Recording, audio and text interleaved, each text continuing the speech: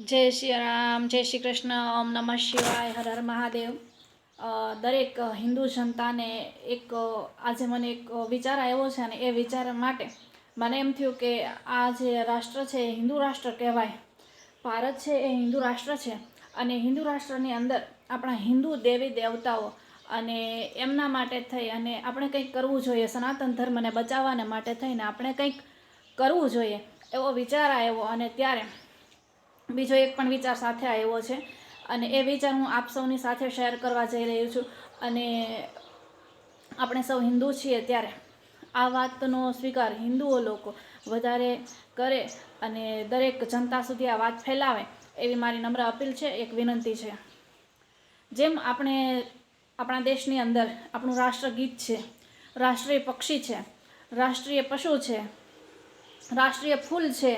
રાષ્ટ્રગાન છે, આ બધી વસ્તુઓ જે છે એ એક રાષ્ટ્રના માટે થઈને એક વસ્તુ મહત્ત્વની ગણાય છે અને એ એક વસ્તુને મહત્ત્વ અને માન આપવામાં આવે છે. તો એ જ રીતે આપણું આ જે રાષ્ટ્ર છે હિન્દુ રાષ્ટ્ર છે અને એટલા માટે થઈ અને આપણે કોઈ કોમને કે કોઈ જાતિને કોઈ વાંધો કે વિરોધ ઉઠાવવો નથી, પણ જે હિન્દુ રાષ્ટ્ર તરીકે આપણું આ જે ભારત છે અને એને આપણે એક હિન્દુસ્તાની તરીકેનો જ્યારે આપણને ગૌરવ છે, તો ત્યારે મારું એક એવું માનવું છે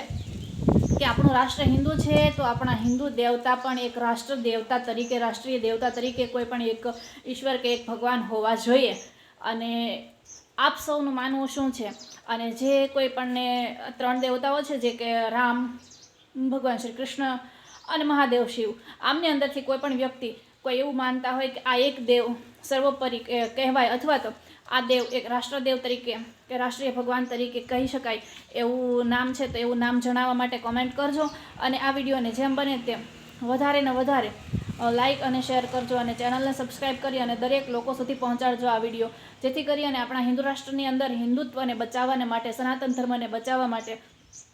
આપણે કંઈક પગલાં લઈ શકીએ. આપણે આવનારી પેઢીઓને પણ એક હિન્દુ હોવાનો ગૌરવ થાય. બાકી નહીંતર આપણે કેટલાય રાજ્યોની અંદર, કેટલાય દેશોની અંદર જોઈએ છે કે હિન્દુત્વ ધીરે ધીરે ખતમ થતું જાય છે અને એ હિન્દુત્વ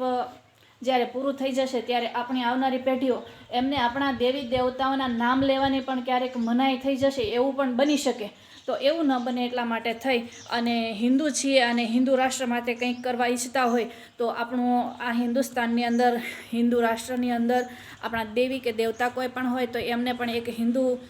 રાષ્ટ્રની અંદર એક રાષ્ટ્રીય દેવી કે દેવતા તરીકેનું બિરુદ મળવું જોઈએ. તો એવા કયા દેવતાનું નામ આપ જણાવશો એ કમેન્ટની અંદર ચોક્કસ જણાવજો અને આ વિડીયો જેમ બને તેમ વધારે ને વધારે શેર કરજો અને દરેક હિન્દુ સુધી પહોંચાડજો.